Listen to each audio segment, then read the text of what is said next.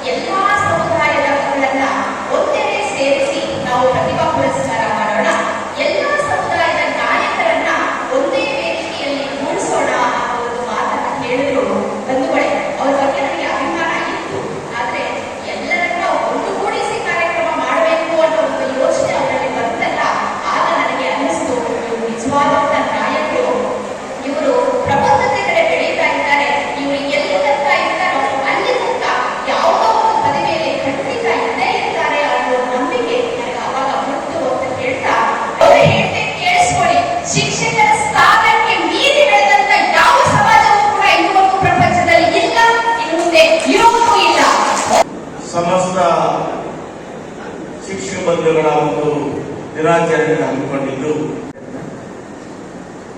ಸದಾ ಕೂಡ ತನಗೆ ಯಾವುದೇ ನೋವಿದ್ರೂ ಕೂಡ, ತನ್ನ ಕುಟುಂಬದಲ್ಲಿ ಯಾವುದೇ ಸಮಸ್ಯೆ ಇದ್ರೂ ಕೂಡ, ಅನೇಕ ಆರೋಗ್ಯ ಸಮಸ್ಯೆ ಎದುರಾದರೂ ಕೂಡ ವೃತ್ತಿಯನ್ನ ಯಾವುದೇ ಕಾರಣಕ್ಕೆ ಒಂದು ಲಘುವಾಗಿ ತೆಗೆದುಕೊಳ್ಳದೆ ವೃತ್ತಿಯನ್ನ ಧರ್ಮ ಸಮಸ್ತ ಶಿಕ್ಷಣದ ಒಂದು ಅಭಿವೃದ್ಧಿಯೇ ನನ್ನ ಗುರಿ ಅಂತ ಹೇಳಿ ನಮ್ಮೊಟ್ಟಿಗೆ 2 ವರ್ಷಗಳ ಕಾಲ PU ಆಗಿ ಸೇವೆ ಸಲ್ಲಿಸಿರ್ತಕ್ಕಂಥ ಶ್ರೀಮತಿ ಸುಕನ್ಯಾ ಮೇಡಮ್ ಅವರೇ, ನನ್ನ ಜೀವನದಲ್ಲಿ ಕೊಟ್ಟು ಮಾತಾಡ್ತಪ್ಪೋದನ್ನ ನಾನು ಏನೇನು ಮಾತುಕೊಂಡಿದ್ದೀನೋ 57 ವರ್ಷ ವಯಸ್ಸಿಗೆ ಎಲ್ಲವನ್ನೂ ಮಾಡಿಕೊಡಿಸಿದ್ದೇನೆ. ಮೇಡಮ್ ಅವರೇ, ಅಲ್ಲಿಂದ ಭಾವಿಸಬೇಡಿ. ನಿಮ್ಮ ಮೇಲೆ ಅಪಾರವಾದ ಗೌರವ, ಪ್ರೀತಿ, ವಿಶ್ವಾಸ ಇದೆ. ನಾನು ಕೋಪದಲ್ಲಿ ಅನೇಕ ಬಾರಿ ಮಾತಾಡಲು ಕೂಡ ತಾವು ಅದನ್ನ ತಾಳ್ಮೆಯಿಂದ ಸ್ವೀಕಾರ ಮಾಡಿದ್ದೀನಿ. ಹಿತೈಷಿಗಳಿಗೆ ಮಾರ್ಗದರ್ಶನ ಕೊಡ್ತಾರೆ, ಒಳ್ಳೆಯದನ್ನು ಬಯಸ್ತಾ ಇದ್ದಾರೆ ಅಂತ ತಾವು ಭಾವಿಸಿ ಅದನ್ನ ಸ್ವೀಕಾರ ಮಾಡಿದ್ದೀರಿ. ನನಗೆ ಆ ಬಗ್ಗೆ ಗೌರವ ಇದೆ. ಆದರೆ ನೀವೇನು ವರ್ಗಾವಣೆ ತಕ್ಷಣ ಹೊರಮುಂಡೆ ಹೋಗ್ತಾ ಇಲ್ಲ. ಇನ್ನೊಂದು ಮಾತು ಕೊಡಿ. ಒಂದೇನಾಗಿದೆ, ಆ ಲೀಸ್ಟ್ ಮಾಡಿದಾಗ ಚಿಕ್ಕಬಳ್ಳಾಪುರಕ್ಕೆ ನೀವು ಏನ್ ಬಯಸಿದ್ರು ಬೇರೆ ವರ್ಗಾವಣೆ ಆಗಿದೆ. ಇವತ್ತು ನಿಮ್ಗೆ ಮಾತು ಕೊಡ್ತೇನೆ, ಇಲ್ಲಿ BO ಸಾಧ್ಯವಾಗಿದ್ರೆ ನನ್ನ ಜಿಲ್ಲೆಯಲ್ಲಿ ಡೈರೆಕ್ಟ್ ಆಗಿ DDT ಆಫೀಸಲ್ಲಿ ನಿಮಗೆ ಕೆಲಸ ಮಾಡಲು ಅವಕಾಶವನ್ನು ಮಾಡಿಕೊಡ್ತೇನೆ. ಬಂಧುಗಳೇ, ಯಾಕೆ ಮಾತು ಹೇಳಿದೆ ಅಂದ್ರೆ, ಗೊತ್ತು ನಿಮ್ಮನ್ನೆಲ್ಲ ಬಹಳಷ್ಟು ಕೂಗಾಡ್ತೀನಿ, ಸ್ಕೂಲ್ಗಳು ಬಂದಾಗ ಕೂಗಾಡ್ತೀನಿ, ಜೋರು ಭಾಷೆಯಲ್ಲಿ ಮಾತಾಡ್ತೀನಿ, ಅವೆಲ್ಲ ಮಾಡ್ತೇನೆ. ಆದ್ರೆ ನನ್ನ 12 ವರ್ಷಗಳ ಅವಧಿಯಲ್ಲಿ ಯಾವ ಟೀಚರ್ ಹೊಟ್ಟೆ ಮೇಲೆ ನೋಡೋದಿಲ್ಲ. ಹೊಡೆದಿದ್ದೀನ ಭಾಷೆ ಗಟ್ಟಿಯ ಮಾತಾಡ್ಬೋದು. ಕೆಲವರು ನನ್ನನ್ನು ಸಹಾಯವನ್ನು ಪಡೆದು ನನಗೆ ಬೆನ್ನಿಗೆ ಚೂರಿ ಹಾಕಿದಾಗ ಕೂಡ ಅದೇನೋ ಒಂದು ತೆಗಿತಲ್ಲ ಅದನ್ನು ಸೋರ್ಕೊಂಡಿದ್ದೆ. ಅವ್ರ ಮೇಲೆ ಕೂಡ ನಾನು ಆಯುಧ ಎತ್ತಿಲ್ಲ. ಯಾಕೆಂದ್ರೆ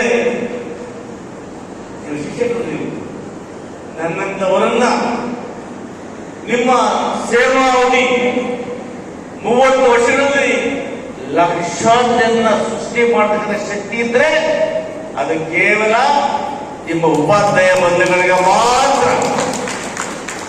ಆ ನಿಟ್ಟಿನಲ್ಲಿ ಯಾಕೆ ಇವತ್ತು ನಾವು ಸರ್ವಪಲ್ಲಿ ರಾಧಾಕೃಷ್ಣವ್ರು ನೆನೆಸ್ತೇವೆ? ಅಲ್ಲಿ ರಾಜ್ಯದವರ, ನಮ್ಮ ಪಕ್ಕದ ಮನೆಯವರ, ನಮ್ಮ ಗಲ್ಲಿಯವರ, ನಮ್ಮ ಫ್ರೆಂಡ, ನಾವು ಮಾಡಿಟ್ಬಿಟ್ರ ಅಲ್ವಾ? ಆದ್ರೆ ಅಂತ ಮಹಾನ್ ವ್ಯಕ್ತಿಯಲ್ಲ ಇವತ್ತು ನಾವು ಟೀಚರ್ಸ್ ಡೇ ಅನ್ನೋದಿಲ್ಲ. ಇವತ್ತು ಸರ್ವಪಲ್ಲಿ ರಾಧಾಕೃಷ್ಣ ಅವರ ಹುಟ್ಟಿದ ಹಬ್ಬ ಅಂತ ಮಾಡ್ತೀವಿ ಅಲ್ವಾ? ಅಲ್ಲಿಗೆ ಆ ಮನುಷ್ಯ ಶಿಕ್ಷಕನಾಗಿ ಇವತ್ತು ಭಾರತ ದೇಶದ ಆಳ್ವಿಕೆ ಮಾಡ್ತಕ್ಕಂಥ ಒಬ್ಬ ರಾಷ್ಟ್ರಪತಿ ಆಗ್ತಾರೆ ಅಲ್ವಾ? ನೋಡಿ, ರಾಧಾಕೃಷ್ಣ ಅವರು 5/9/88ರಲ್ಲಿ ತಮಿಳುನಾಡಿನ ಚಿತ್ರದಲ್ಲಿ ಹೋಗ್ತಾರೆ. ಅವರು ಉಳಿದ್ರೆ ಬಹಳ ಪ್ರಭಾವ ವ್ಯಕ್ತಿಯಾಗಿರ್ತಾರೆ. ಅವರು ಚೆನ್ನೈಯಲ್ಲಿ ತಮ್ಮ ವ್ಯಾಸ ತಮ್ಮ ಉನ್ನತ ವ್ಯಾಸಂಗವನ್ನು ಮಾಡ್ತಾರೆ. ಮಹಾನ್ ತಂತ್ರಜ್ಞಾನಿ, ದಾರ್ಶನಿಕ, ಬಹುಶಃ ಈ ಭಾರತ ಕಂಡಂತಹ ಅಪರೂಪದ ಅದ್ಭುತ ವ್ಯಕ್ತಿ ಅಂತ ನಾವಾದರೂ ಭಾವಿಸ್ತೇವೆ. ಅವರು ಒಬ್ಬ ವ್ಯಕ್ತಿಯಾಗಿರಲಿಲ್ಲ, ಇಡೀ ಭಾರತ ದೇಶಕ್ಕೆ ಒಬ್ಬ ಶಕ್ತಿಯಾಗಿದ್ದರು. ಗುರು ಮನಸ್ಸು ಮಾಡಿದರೆ ಏನೆಲ್ಲ ಮಾಡುವುದಕ್ಕೆ ಒಬ್ಬ ಶಿಕ್ಷಕರಾಗಿ ರಾಷ್ಟ್ರಪತಿ ಸ್ಥಾನವನ್ನು ಅಲಂಕರಿಸಿ ತೋರಿಸಿದರು. ಬಹುಶಃ ನಿಮಗೆ ಶಕ್ತಿ ಇಲ್ಲ ಅಂತ ನೋಡಿಲ್ಲ. ಬಹುಶಃ ನಿಮ್ಮ ಸಾಮಾನ್ಯವಾಗಿ ಜನರ ರಾಜಕೀಯದಿಂದ ಪ್ರಾರಂಭವಾದ 60 ಮೇಲೆ. ಯಾಕೆ ಹೇಳಿ, 60 ನಮ್ಮ ಕೈಯಲ್ಲಿ ಕಿಸೆ ಕಾಣಲ್ಲ. ಬಹುಶಃ ನೀವೆಲ್ಲ ಕೂಡ ಇವತ್ತು ನೋಡಿ ಇಡಾಗಿರ್ತಕ್ಕಂಥ IAS, KS, ಟೀಚರ್ಸ್ ಎಲ್ಲರ ಆಸಕ್ತಿ ಪಡ್ತಾ ಇದ್ದಾರೆ. ಬಹುಶಃ ನೀವು ಕೂಡ 60 ದೇಶ ಮೇಲಾದ್ಮೇಲೆ ರಿಟೈರ್ಡ್ ಆದ್ಮೇಲೆ ನೀವು ಬಹುಶಃ ರಾಜಕೀಯ ಸೇವೆಯನ್ನು ಮಾಡಲಿಕ್ಕೆ ಪ್ರಾರಂಭ ಮಾಡಬಹುದು ಅಲ್ವಾ? ನಿಮ್ಮಲ್ಲಿ ಎಲ್ಲರಿಗೂ ಶಕ್ತಿ ಇದೆ. ಒಬ್ಬ ಟೀಚರ್ ಮೈಂಡ್ ಮಾಡಿದ್ರೆ ಆ ಗ್ರಾಮದಲ್ಲಿ ಸುಮಾರು 40% ಜನರ ಪರಿವರ್ತನೆ ಮಾಡಬಹುದು. ಯಾಕಂದ್ರೆ ಪ್ರತಿದಿನ ಬೆಳಿಗ್ಗೆ ಯಾರು ಬರ್ತಾರೋ ಬರಲ್ವೋ, ಯಾರು ಇರ್ತಾರೋ ಇರಲ್ವೋ, ಆ ಟೀಚರ್ ಮಾತ್ರ ಆ ಶಾಲೆಯಲ್ಲಿ ಆಗಿರ್ತಾರೆ. ಸಾಮಾನ್ಯವಾಗಿ ಗ್ರಾಮಗಳು ಏನಾದರೂ ಸಣ್ಣ ಪುಟ್ಟ ಸಮಸ್ಯೆಗಳು ಬಂದಾಗ ಹಳ್ಳಿ ಭಾಷೆ ಹೇಳ್ತಾರೆ, ನಡುವ ಬೇಸಿಗೆರಣ.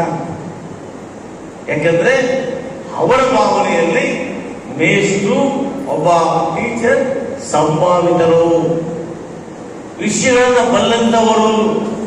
ಅವರ ಬಳಿ ಹೋದ್ರೆ ಬಹುಶಃ ನಮಗೆ ಪರಿಹಾರ ಸಿಗ್ತದೆ ಅನ್ನೋ ದೃಷ್ಟಿಯಿಂದ ಎಲ್ಲ ಹಳ್ಳಿಗಳಲ್ಲಿ 2 ವಯಸ್ಸು ಹೋಗೋಣ ಅಂತ. ಹೌದಲ್ವ?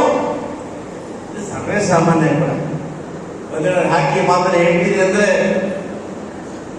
ಇಷ್ಟೊತ್ತು ಹೇಳ್ತಾರೆ ಮನುಷ್ಯ ಮೀನಿನಂತೆ ನೀರಲ್ಲಿ ಇರ್ತಾನೆ, ಹಕ್ಕಿಯಂತೆ ಆಕಾಶಗಾರವಲ್ಲ. ಆದರೆ ನಾವು ಮನುಷ್ಯರಾಗಿ ಮಾಡೋದ್ರೆ ಇನ್ನೂ ಕಲ್ತಿಲ್ಲ. ಯಾಕೆ ಹೇಳಿ? ನಮ್ಮಲ್ಲಿ ಅಸೂಯೆ, ನಮ್ಮಲ್ಲಿ ದ್ವೇಷ, ನಮ್ಮಲ್ಲಿ ಯಾರು ಚೆನ್ನಾಗಿ ಬಿಟ್ರೆ ನಾವೇನಾದ್ರೂ ನಾವು ಕಾಲು ಎಳಿಬೇಕು ಅಂತ ನೋಡ್ತಾರೆ ಅಲ್ಲ. ಬೆಳೆಯುವವರನ್ನು ನೋಡಿ ಯಾವತ್ತೂ ಕೂಡ ಸಂತೋಷ ಪಡ್ತಕ್ಕಂಥವರು ಕೇವಲ 5%. ಒಂದಿಲ್ಲ ಒಂದು ಕಾರಣಕ್ಕೆ ನಮ್ಮಲ್ಲಿ ತೃಪ್ತಿಯೇ ಇಲ್ಲ. ನಮ್ಮ ಜೀವನದಲ್ಲಿ ಎಷ್ಟು ಕೊಟ್ಟರು ತೃಪ್ತಿ ಇಲ್ಲ, ಏನು ಮಾಡೋದು ತೃಪ್ತಿ ಇಲ್ಲ. ಅಲ್ಪ ತೃಪ್ತಿ ನಾವು ಅದಕ್ಕೆ ಒಂದು ಹೇಳಿದವರು ಮನುಷ್ಯ ಎಲ್ಲರೂ ರಾಕೆಟ್ ಹಾಕ್ತಾರೆ. ರಾಕೆಟ್ ಯಾರ ಮಾಡಿದ್ರು, ಆಕಾಶದಲ್ಲಿ ಯಾರ ಮಾಡಿದ್ರು, ಹೆಣ್ಣು ಗಂಡು ಸಮಭಾಗವಾಗಿ ಬಂದು ಎಲ್ಲ ರಂಗಗಳು ಕೂಡ ಪೊಲೀಸ್ ಇಲಾಖೆ, IAS, IPS, KS, ಟೀಚರ್ಸ್ಗೆ ಹೆಣ್ಣು ಇವತ್ತು ಎಲ್ಲ ರಂಗಗಳು ಕೂಡ ಸಮಭಾಗವಾಗಿ ಸಲ್ಲಿಸ್ತಾ ಇದ್ದಾರೆ. ಆದರೆ ನಾವು ಹೇಗೆ ಬಾಳಬೇಕಪ್ಪ, ನಾವು ಅನ್ನದ ಬಗ್ಗೆ ಹೇಗೆ ಬಾಳಬೇಕು ಅದನ್ನ ನಾವಿನ್ನೂ ಕಲ್ತಿಲ್ಲ. ಇವತ್ತು ನೋಡಿ ಕೆಲವರು ಬಂದಿಲ್ಲ, ಸಮಾರಂಭಕ್ಕೆ ಏನು ಅಂತ ಬಂದಿಲ್ಲ. ನನಗೆ ಬೇಸರ ಆಗ್ತದೆ. ಯಾಕಂದ್ರೆ ಇದು ಯಾರ ಮನೆ ಕೆಲಸ, ಇದು ಯಾರ ಮಗಳ ಮದುವೆ ಅಲ್ಲ. ನಾವೆಲ್ಲ ಟೀಚರ್ಸ್ ಅಲ್ವಾ? ನಮ್ಮಲ್ಲಿ ಸಣ್ಣ ಪಟ್ಟ ತಪ್ಪು ಮಾಡಿದ್ರು ಕೂಡ ಅದನ್ನ ಕ್ಷಮಿಸಿ ನಾವು ಎಲ್ಲರ ಮಧ್ಯದಲ್ಲಿ ಬಾಳುವಂತಾಗಬೇಕು. ಇದೇ ರಾಧಾಕೃಷ್ಣ ಅವರ ಆಶಯ, ಅದಲ್ವಾ? ಅದನ್ನು ನಾವು ಜೀವನದಲ್ಲಿ ಅಳವಡಿಸಬೇಕು. ನೋಡಿ, ಒಬ್ಬ ಡಾಕ್ಟರ್ ತಪ್ಪು ಮಾಡಿದ್ರೆ ಆ ಪೇಷಂಟ್ ಸಾಯ್ಬೋದು ಅಲ್ವಾ?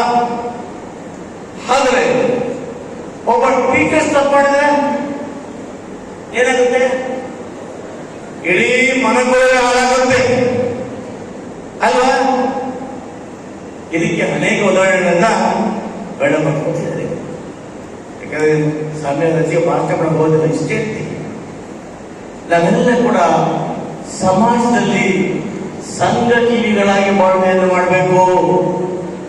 ಪರಸ್ಪರ ಇವತ್ತು ನಿಮಗೆ ಏನಾದರೂ ಕೂಡ ಸಮಾಜದಲ್ಲಿ ಹೆಚ್ಚಿನ ಒಂದು ಜ್ಞಾನ ಇದೆ ಅಂದ್ರೆ ಅದು ಆ ಟೀಚರ್ಸ್ಗೆ ಮಾತ್ರ ಅಂತ ಹೇಳೋದಕ್ಕೆ ಇಚ್ಛೆ ಪಡ್ತಿಲ್ಲ. ಯಾಕಂದ್ರೆ SN ನಾರಾಯಣ ಸ್ವಾಮಿ ಈ ಮಟ್ಟಿಗೆ ಬೆಳಿಬೇಕಾದ್ರೆ ನನ್ನ ಬೆಲೆಗೆ ಕೂಡ ನಿಮ್ಮಂತ ಅನೇಕ ಟೀಚರ್ಸ್, ಬುದ್ಧಿಜೀವಿಗಳು, ಹಿರಿಯರು ಬೆನ್ನು ತಟ್ಟಿ ಆಶೀರ್ವಾದ ಮಾಡಿದ್ದ ಇವತ್ತು ನಾನು ನಿಮ್ಮೆಲ್ಲರ ಮಧ್ಯೆ ನಿಂತ್ಕೊಳ್ಳುವಂತಾಗಿದ್ದೇನೆ. ಇಷ್ಟೇ ನಿಮ್ಮನ್ನು ಮನವಿ ಮಾಡ್ತೇನೆ. ಕಳೆದ 10 ವರ್ಷಗಳಲ್ಲಿ ಸ್ವಲ್ಪ ಪರ್ಸೆಂಟೇಜ್ ಬಂತು. ಯಾಕೋ ಈ ವರ್ಷ ಸ್ವಲ್ಪ ಪರ್ಸೆಂಟೇಜ್ ಡೌನ್ ಆಯಿತು. ಅದಕ್ಕಿದೆ ರಾಜಪ್ಪ ಅವರು ಅವರ ಭಾಷಣದಲ್ಲಿ ಹೇಳಿದರು, ನಮ್ಮೊಂದು ಶಿಕ್ಷಣ ಅಭ್ಯಾಸದಲ್ಲಿ ಮಾಡಿರ್ತಕ್ಕಂಥ ಕೆಲವು ಮಾರ್ಪಾಡುಗಳಿಂದ ವಿದ್ಯಾರ್ಥಿಗಳು ಆ ವಾತಾವರಣಕ್ಕೆ ಹೊಂದಿಕೊಳ್ಳಾಗಿಲ್ಲ. ಆದ್ದರಿಂದ ಈ ಸರಿ ನನ್ನ ತಾಲೂಕಲ್ಲಿ ಪರ್ಸೆಂಟೇಜ್ ಕಡಿಮೆ ಆಗಲಿಕ್ಕೆ ಕಾರಣವನ್ನ ನಾನು ಕೂಡ ಹೋಗ್ತೇನೆ. ಇವತ್ತೇನು ರಾಜಪ್ಪ ಅವರು ಪ್ರಸ್ತಾವ ಭಾಷಣ ಮಾಡಿ ಮೊದಲೆಲ್ಲ ಹೊಗಳಿದ್ರು, ಮ್ಯಾಲೆ ಹಚ್ಚಿದ್ರು, ಖುಷಿಯಾಗಿದ್ದೆ. ಹಾಗೆ ಬಿಟ್ಬಿಡೋದು ಲೆಕ್ಚರ್ ಆಮೇಲೆ ಆಗ್ಬಿಟ್ಟು ಮುನ್ಮನೆಗೆ ಇಷ್ಟಪಟ್ಟಿದ್ದೆ ಅಂತ. ಆದ್ರೂ ಪರವಾಗಿಲ್ಲ, ನುಗ್ಗಿಯವರು ಅನ್ಸಿದ್ರು ಕೂಡ ನಾವು ಸ್ಟಾರ್ಟಿಂಗ್ ಎಲ್ಲರೂ ನೋಡ್ತೀವಿ. ಆದ್ರೆ ರಜೆ ಪೋರೆ ನಿಮ್ಮ ಶಿಕ್ಷಕರಿಗೆ ನಿಮ್ಮ ಬಗ್ಗೆ ಇರ್ತಕ್ಕಂಥ, ನಿಮಗೆ ಅವರ ಬಗ್ಗೆ ಇರ್ತಕ್ಕಂಥ ಕಾಳಜಿಯನ್ನು ಅರ್ಥ ಮಾಡ್ಕೊಳ್ಳೋದಲ್ಲೇ ಇವತ್ತೇನು ನೀವು ಪ್ರಸ್ತಾಪ ಮಾಡಿದ್ದೀರಿ ಅದನ್ನ ನೀವು 4 ಜನ ನನಗೆ ಬರವಣಿಗೆ ರೂಪದಲ್ಲಿ ಕೊಡಿ. ಖಂಡಿತವಾಗ್ಲೂ ಕೂಡ ಇವತ್ತೇನು ಮುಳುಬಗ್ಗಿದ್ದಾರೆ ನನ್ನ ಆತ್ಮೀಯ ಸ್ನೇಹಿತರು ಇರ್ತಕ್ಕಂಥ ಸಚಿವರಲ್ಲಿ ಮಧುಬಗರನ್ನು ಕೂಡ ನನ್ನ ಆತ್ಮೀಯರು. ಅನೇಕ ವಿಚಾರಗಳನ್ನು ನಾವು ಚರ್ಚೆ ಮಾಡ್ತೇನೆ. ಈ ವಿಚಾರವನ್ನು ಚರ್ಚೆ ಮಾಡಿ ಸಾಧ್ಯವಾದರೆ ವಿಧಾನಸಭೆಯಲ್ಲೂ ಕೂಡ ನಿಮ್ಮ ಸಮಸ್ಯೆಗಳ ಬಗ್ಗೆ ಚರ್ಚೆ ಮಾಡ್ತೇನೆ. ಆದ್ದರಿಂದ ಏನೇ ಆಗಿ ಏನೇ ಮಾಡಿ ಎಸ್ ಎನ್ ನಾರಾಯಣಸ್ವಾಮಿ ಸದಾ ನಿಮ್ಮ ಪರವಾಗಿರ್ತಾನೆ.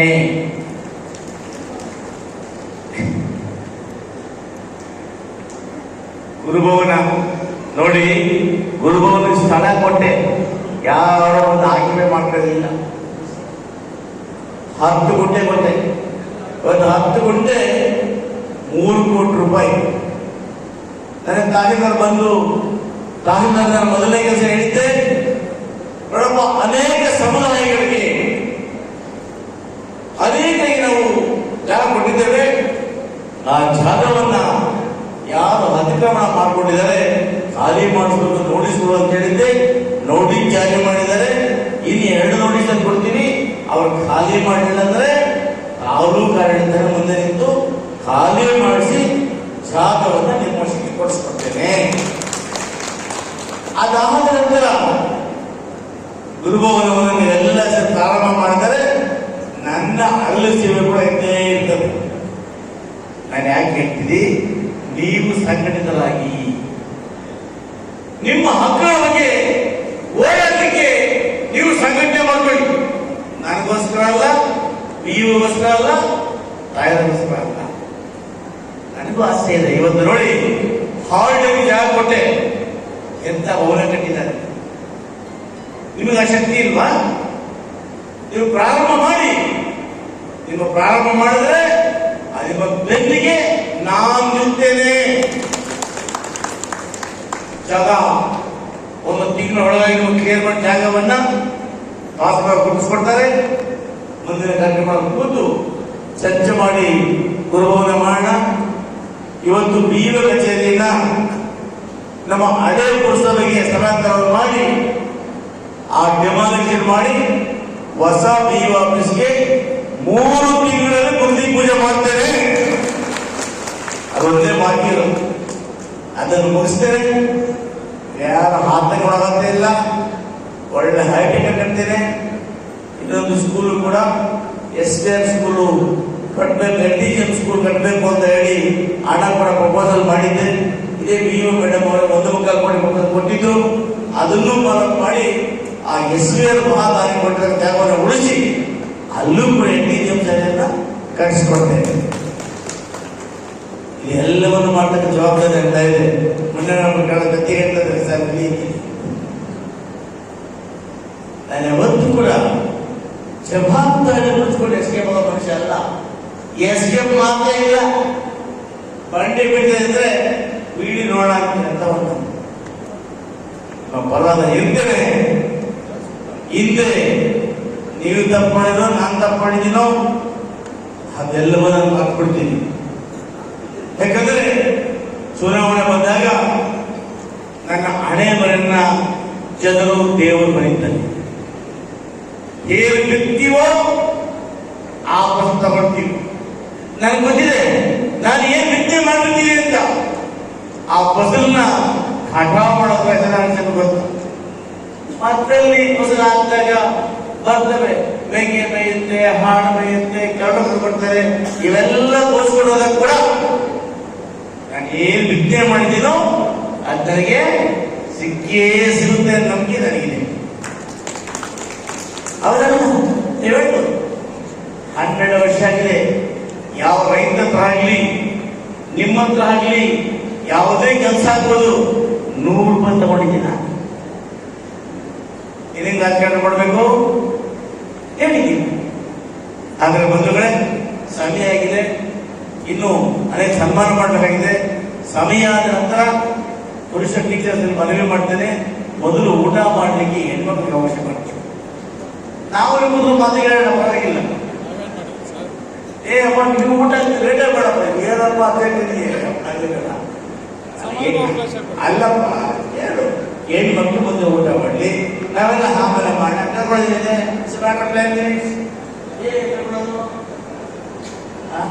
ಅಂತ ಹೇಳಿ ಇವತ್ತು ನಾನು ನೀವೇನ್ ಮಾಡಿ ಬಿಡಿ, ಏನಾದರೂ ಮಾಡಿ ನನ್ನ ಧರ್ಮ, ನನ್ನ ಗುರುಗಳನ್ನ ಗೌರವಿಸತಕ್ಕಂಥ ನನ್ನ ಭಾಗ್ಯ ಅಂತ ನಾನು ಭಾವಿಸಿದ್ದೇನೆ.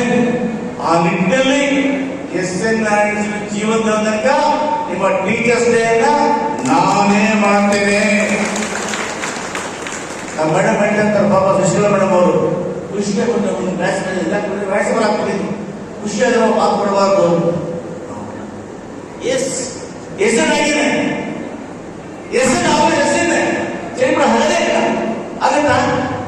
ನೋ, ನಾನು ಖುಷಿಯಾಗಿದ್ದ ಮಾತು ಕೊಡೋದಿಲ್ಲ. ಏನು ಮಾತು ಕೊಟ್ಟರು ಕೂಡ ರುಚಿತ ಮಾತು ಕೊಡ್ತೇನೆ.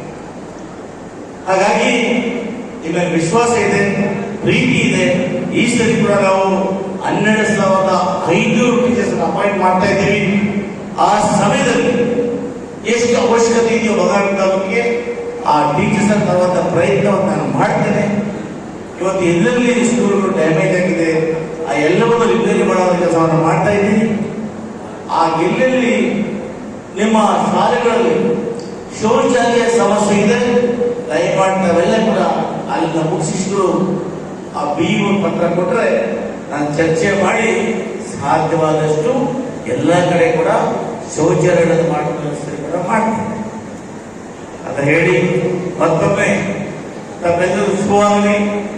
ತಮ್ಮಿಂದ ನಮ್ಮ ಎಲ್ಲ ಉಪಾಧ್ಯಾಯ ಬಂಧುಗಳಿಗೆ ನಾನೆಂದೂ ಕೂಡ ನಿಮ್ಮ ಪರವಾಗಿದ್ದೆ ಅನ್ನೋ ಮಾತನ್ನು ಹೇಳಿ ಈ ಒಂದು ಉಪಾಧ್ಯಾಯರ ದಿನಾಚರಣೆಯಿಂದಲೂ ಸರ್ವಪಲ್ಲಿ ರಾಧಾಕೃಷ್ಣ ಅವರನ್ನ ಸ್ಮರಿಸುತ್ತಾ ಅಂದ ಮಹನೀಯರನ್ನ ಸದಾಕಾಲ ಸ್ಮರಣೆ ಮಾಡ್ತಾ ಅವರ ಭಾಗದಲ್ಲಿ ಸ್ವಲ್ಪವಾದರೂ ಸಾಗೋಣ ಒಂದು ಆಶಯದೊಂದಿಗೆ ತಮ್ಮೆಲ್ಲರೂ ನಮಸ್ಕಾರ ಮಾಡಿ ಈ ಕಾರ್ಯಕ್ರಮಕ್ಕೆ ನನ್ನನ್ನು ಕರೆಸಿ ಎರಡು ಮಾತಾಡಲು ಅವಕಾಶ ಮಾಡಿಕೊಟ್ಟಂತಹ ತಮ್ಮೆಲ್ಲರೂ ವಂದಿಸಿ ನನ್ನ ಎರಡು ಮಾತನ್ನು ಮುಗಿಸ್ತೇನೆ.